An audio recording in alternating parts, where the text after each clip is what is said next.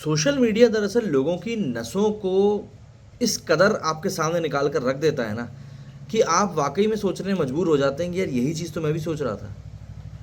इस समय एक बड़ा सवाल जो लोग उठा रहे हैं, बात कर रहे हैं, डिस्कस कर रहे हैं जिसके बारे में, वो ये है कि क्या गंभीर अब अपने स्कोर सेटल कर रहे हैं?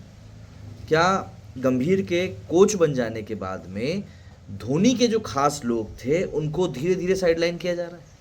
ये बात मैं नहीं कह रहा हूँ, मैं आपको पहले ही बता दूं, बल्कि ये बात कई सारे पूर्व क्रिकेटर्स भी कह रहे हैं। एंड सबसे बड़ी बात, अगर हम लोग एक एक एक एक एक एग्जाम्पल के तौर पर देखें तो एक बार गंभीर ने बयान दिया था कि जब उनको वाइस कैप्टन होने के बाद में ड्रॉप कर दिया गया था कि यार वाइस कैप्टन को कोई ड्रॉप करता है क्या। लेकिन अगर आप अभी देखेंगे तो हार्दिक पांड्या के साथ में भी कुछ ऐसा ही हुआ है।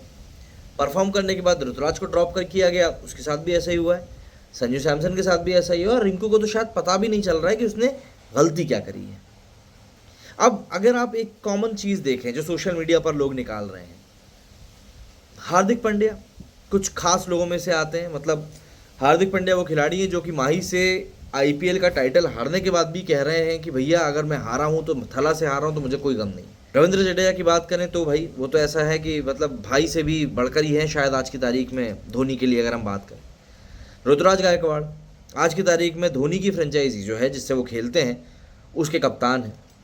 और रिंकू सिंह की अगर हम बात करें तो रिंकू सिंह अपना आइडल धोनी को बताते हैं कि भाई धोनी को कितना पसंद करते हैं। तो इस तरह की बातें हैं। मतलब पब्लिक अब एक ये पूरा अंदाज़ा बिठा रही है कि यार क्या यहाँ पर बदले की पूरी भावना के साथ पूरा काम किया जा रहा है, क्या यहाँ पर स्कोर्स को सेटल किया जा रहा है, क्या यहाँ पर वाकई में चीज़ों को कुछ ऐसे किया जा रहा है कि सामने वाले खिलाड़ी को परेशान किया जा सके, क्या वाकई में यहाँ पर चीज़ों को और बिगाड़ कर किया जा रहा है कि यार हमें तो चीज़ों को सही रखना ही नहीं है।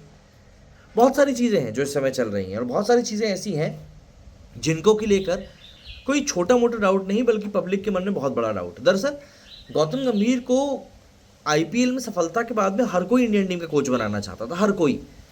लेकिन जो चीज़ लोग नहीं चाहते थे वो ये कि मतलब राजनीति नहीं होनी चाहिए। मतलब आप कोच बनिए, आप सब चीज़ें करिए, लेकिन राजनीति नहीं होनी चाहिए। आज सुबह भी गंभीर ने जो पूरा स्टेटमेंट दिया है अपना प्रेस कॉन्फ्रेंस में, अजीत आगरकर के साथ उन्होंने प्रेस कॉन्फ्रेंस करी, उसमें उन्होंने यही कहा कि भाई कोहली को लेकर उनसे सवाल किया गया तो उन्होंने कहा कि भाई मेरे और कोहली के जो रिश्ते हैं वो टीआरपी के लिए नहीं है।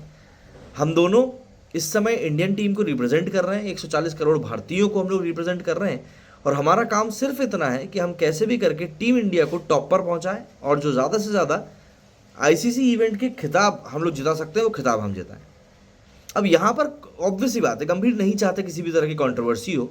लेकिन अगर आप देखेंगे तो इंडियन टीम के जितने भी कोचेज रहे हैं उन सब का एक जो प्रोमिनेंट काम रहता है वो ये कि वो पीछे की सीट पर बैठकर काम करते हैं। आप रवि शास्त्री की बात कर लीजिए, आप गैरी कर्स्टन की बात कर लीजिए, आप राहुल द्रविड़ की बात कर लीजिए, आप वीवीएस लक्ष्मण की बात कर लीजिए, लालचंद राजपूत की बात कर लीजिए। ये सब कोचेज कुछ ऐसे रहे जो कि पिछली सीट पर जाकर बैठे और वहीं से इन लोगों ने पूरा काम किया। लेकिन आज की तारीख में अब ऐसा लगने लगा है कि शायद स्कोर सेटल होने का काम चल रहा है। अगर ऐसा ना हो तो बहुत अच्छी बात होगी, क्योंकि कोई नहीं चाहेगा कि इंडियन क्रिकेट का कहीं से कहीं तक भी बुरा हो।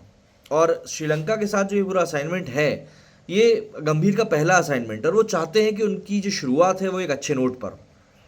लेकिन अगर आप एक कोइंसिडेंट वाली चीज़ को अगर देखेंगे तो कहीं ना कहीं आपको ऋतुराज, संजू सैमसन, रविंद्र जडेजा, हार्दिक पांड्या, इन सब के साथ कहीं ना कहीं आपको कुछ ना कुछ ये कनेक्शन देखने के लिए मिलेगा। इवन संजू सैमसन भी धोनी को ही अपना आइडल बताते हैं।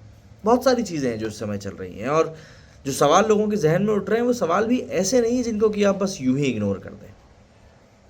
क्या कहना चाहेंगे इस बारे में कमेंट करके ज़रूर बताइएगा। मेरे स्टूडियो फिलहाल इतना ही। जय हिंद, जय भारत।